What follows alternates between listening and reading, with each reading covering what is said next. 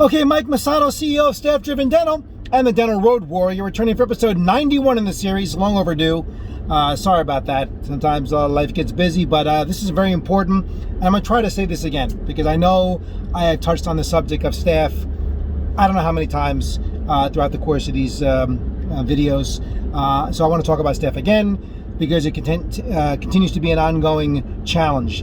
And what I want to say is you can, and I'm going to emphasize this again, you cannot play what I call the Russian roulette of staff hiring. And this continues to be a gigantic downfall for many practices that I work with, because basically the way they go about staff is almost about the way they go about hiring supplies. Ordering supplies.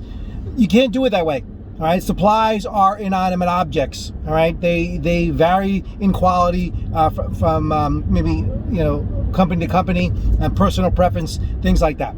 All right. And you can shop around that. And if you don't like a certain thing you order, you can send it back, or just don't order it again, get something else. It's not going to overall have that much of a major impact on your practice and be that detrimental on the supply end of things. The difference is when you're dealing with human beings, right? There is definitely a lot that goes in, that's baked into the cake when it comes to human beings, and you really need to do better at this. This is a skill that needs to be developed. And docs, if you're not good at it, it's okay to admit, I'm not great at hiring people. I'm finding this more and more. I've heard the classic line for years, as I've said, "Oh, Mike, it's so hard to find good people." Yeah, it's hard to find good people when you really don't know what you're doing. For me, I can say the same thing. "Oh, doc, it's so hard to do a one-service composite." Now, maybe for me it is. Maybe it's next to impossible for me without killing somebody. But it's not for me because I've done it thousands and thousands of times. And really, I can't tell you how much money is lost from bad hiring practice in a practice. What can it cost you? Well, if you hire a criminal, it can cost you your practice, or all the way on the other end of the spectrum, if you just hire someone who's really not qualified for the position, it's just about starting all over again and replacing that person. How much money is lost by that person being in that position, who's not really qualified up to the speed, or we hired a resume, we thought he was going to be good, and didn't quite have the skill set or the ability that you thought, and it's costing you because of that, right? And look, so you have to find, there's a lot of different factors that go into hiring staff. Don't put it in the hands of like a staffing agency necessarily. A lot of these are resume factories. When you get resumes and so on, you still got to make the evaluation, do the assessment, go on somebody's opinion of this person. You can't go on just finding things online, recommendations, sight unseen kind of stuff. There's a lot more of the headhunting agencies. There's a lot more that goes into hiring staff. So you need to just look into this deeper, because again, right, the cost of bringing someone in the practice is not a fit.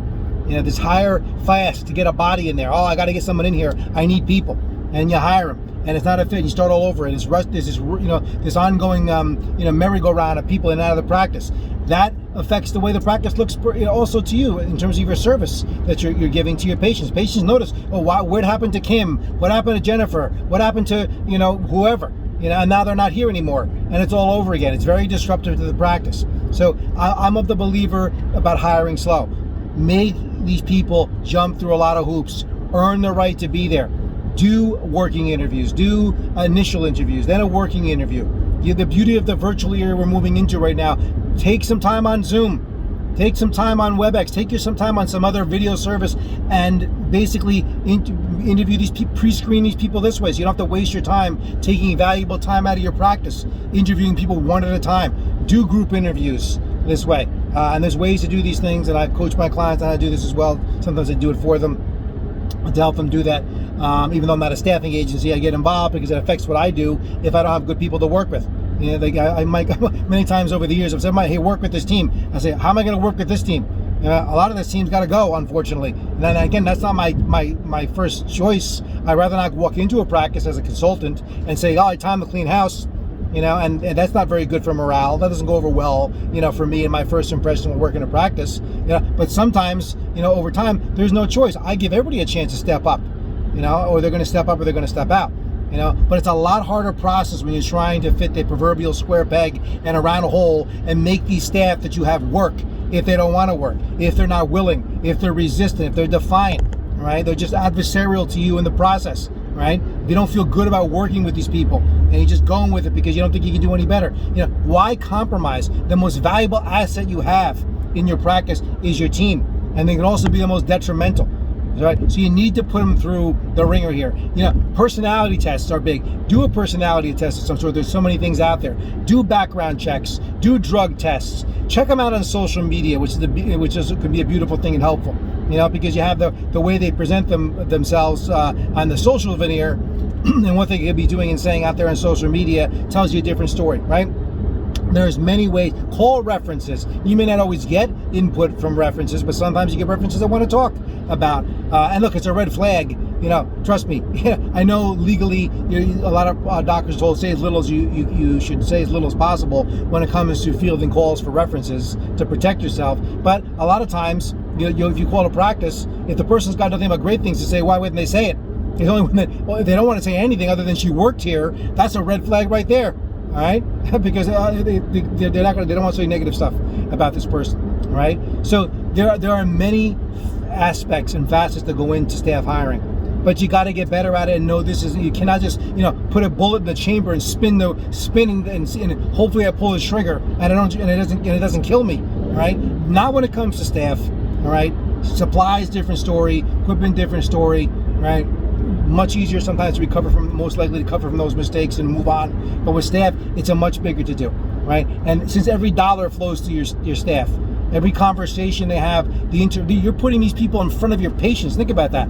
That's your lifeblood of your practice is your patients, And if you don't have the best staff, optimally trained in your practice, impacts everything every single day. And every single client I have that's successful will tell you it started and ended with bringing in certain key team members and then investing in them to get better through training and coaching.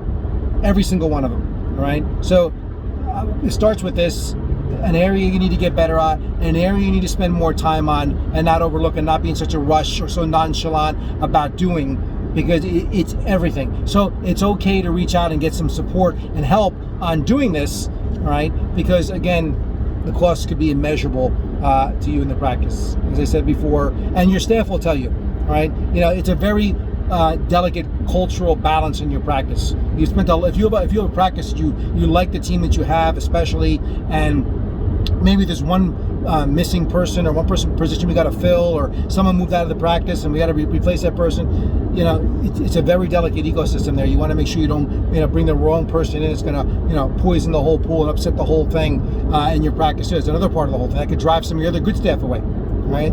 So there's, again, I think I've made my point, a lot of variables that go into this. Get better at it. Stop gambling with the long-term health and financial well-being of your practice by not being good or not getting better or getting professional support on bringing in the best team possible. All right, thanks for watching these videos. If you like it, please share it, and I'll be back with another episode in the near future.